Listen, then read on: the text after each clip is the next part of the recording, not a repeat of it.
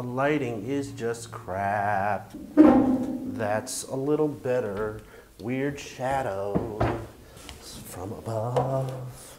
Hey guys, welcome to Tiny House Customs. THC, better known as. Congratulations to Massachusetts. Yesterday became legal. Kind of. Well, it was legal for 2 years, but they finally had their first dispensary open up. I happen to be up in, I need that light. I happen to be up in Connecticut, New England area for Thanksgiving, for, you know, family and friend giving. And I didn't get to partake in any of that because of my parole requires me to get drug tested every few months. So no. Joking about the parole, not joking about the drug testing. So in today's hopefully short video, quick, concise, basic is what I'm going for in this video, is I'm gonna wire up a regular outlet, you know. I want these here. I got 2 of them here. In the first video you saw me put the boxes in. Second video I ran the wire to the boxes, and in the third final video, in the third video I'm gonna wire these things up. So I've got the wire coming out and a wire going back in, which feeds into the next box. The box is right here. I want the wire coming out about 6 inches. You know, you really don't need that much wire coming out of these. You just need enough to be able to cut the wire and then strip the wire. So you really only need like 4 or 5 inches, not even. But because I'm kind of a rookie, I'm just gonna give myself a little extra. And when I always run my wire, I always run them long. So I have this extra, which I can use in the next part of this step here. So first things first is I'm gonna take this Romex. I'm just gonna take my utility knife, put it right into the center of the Romex. So inside here is a black, a white, and then the copper ground is right in the center. Copper has no protective coating over it. So I don't wanna cut into my white or my black. And I'm gonna strip 1/2 inch on the end here, but I end up going in about 1 inch on that cut, and I can get these out like this. If I hold on to those 3 wires, pull on the Romex, that pops out. Take the paper around the copper, cut that, and I've got 3 wires with a good 5 inches of that wire being exposed.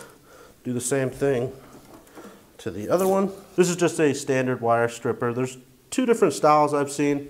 I like this one. It's small and compact.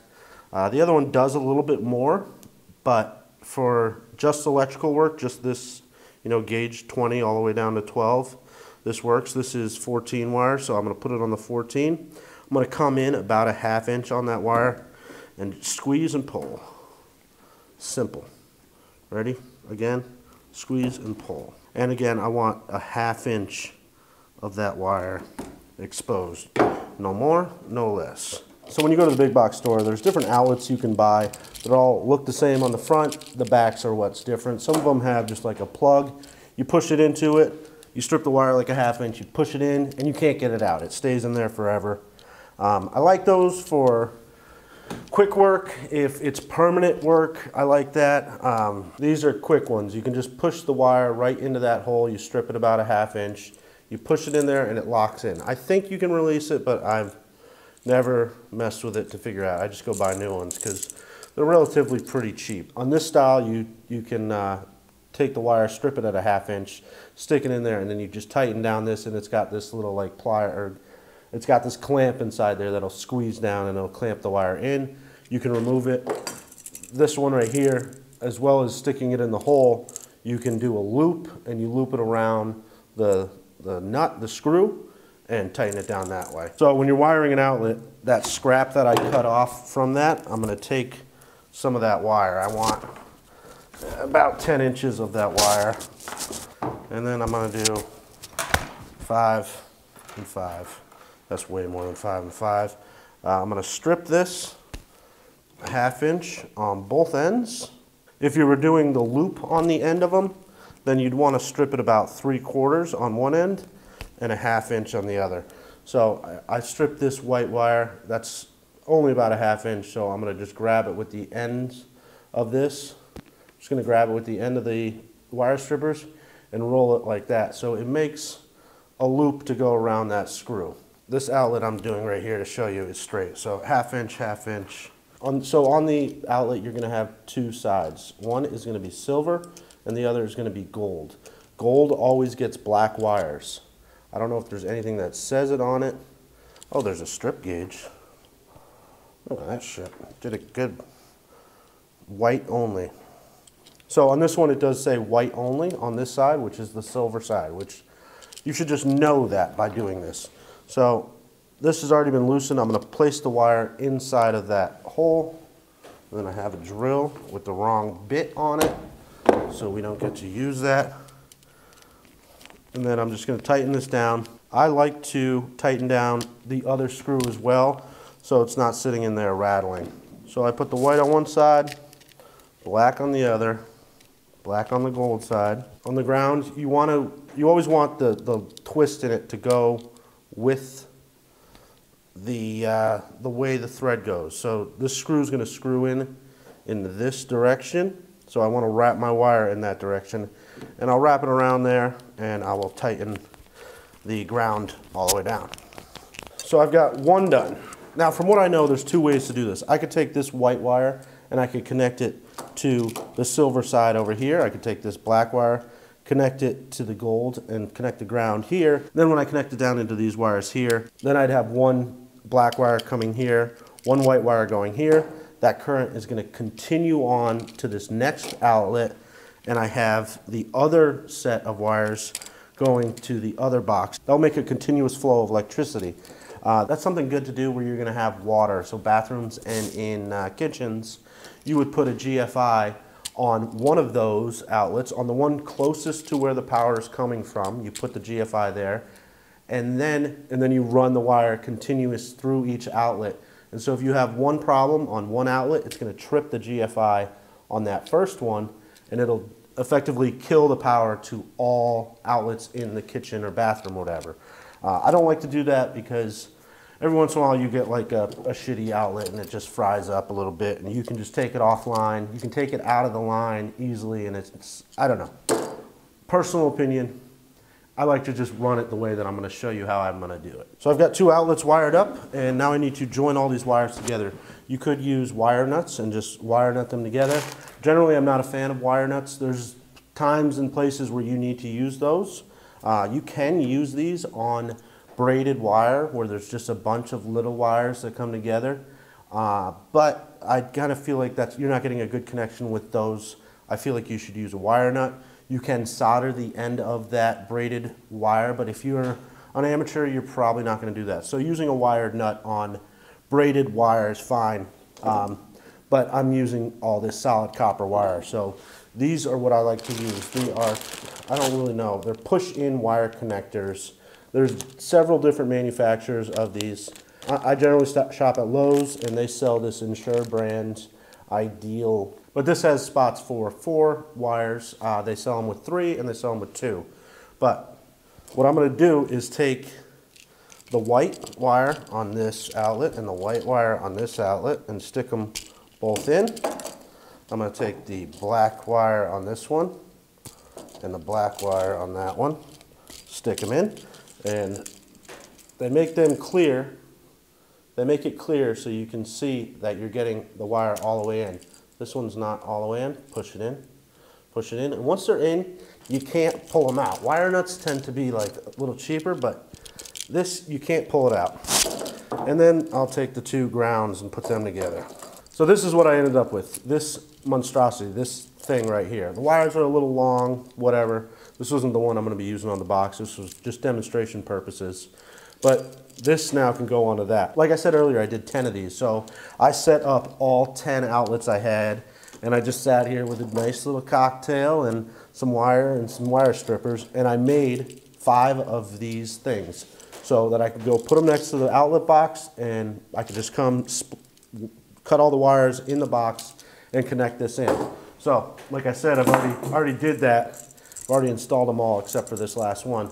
So this is what I ended up with. A little neater looking, shorter wires. You got the white to the white, the black to the black, ground to the ground.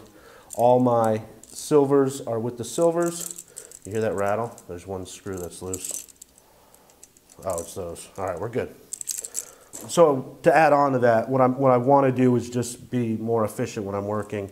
And by setting them all up and putting the wires in, twisting them in, getting it all set and nice and perfect, it's going to save me time versus doing this at each outlet box. I can knock them out real quick right here.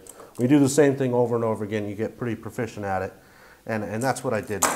So this is ready to get installed. So it doesn't matter which one of these wires is what. Is this the incoming power? Is this the outgoing power? It doesn't matter, and I don't think it would matter the other way around. As long as the wires are continuing through whatever you've made, the power is going to continue on to the next one. So I've got 2 extra holes in each one of these.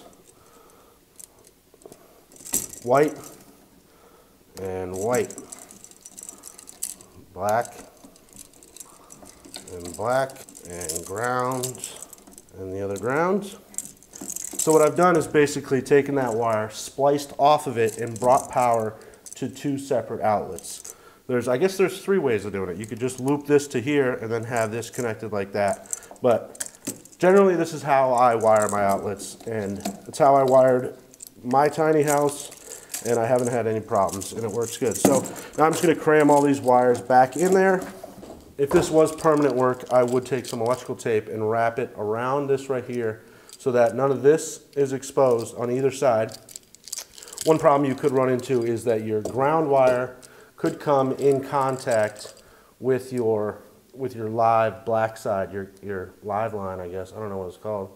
But it could come in contact, causing a short. And if you have that electrical tape, it'll prevent that from happening. So we're just going to line those screws up. I like to have the ground down, but I've realized that it doesn't really matter. People do it both ways. I like to keep these a little loose right now. I'm going to give it a quick visual inspection to make sure those ground wires aren't touching anything they're not supposed to. That one's looking a little too close for me, so I'm just going to push it back. Once those are kind of tight, they don't need to be all the way tight, I'm going to take this and push the cover plate on there. When you put the cover plate on, it's going to put these in the correct location. I'll slowly, easily take that off, hold the box, and snug this down a little bit. Not crazy, but just a little snug so they don't move. Put this back on. Find the screws that I most likely lost. I didn't though. Then I'll just tighten down these screws, and that's it. I've got an outlet right there. Looks good, looks clean, and as far as I'm concerned, it's done too, as code-worthy as it can be, I guess. So I think I'm going to end this video here. I'm going to make 3 small videos about wiring stuff. So that was how to wire a standard outlet box. Done. That was just a standard plug-in outlet at 120, whatever it is, with 14-2 wire. Simple. That's something that I feel like everybody should know. I'm going to keep these videos kind of short and simple so that people can find these videos, and it'll help them on their projects, even if they're not doing any type of tiny house related stuff.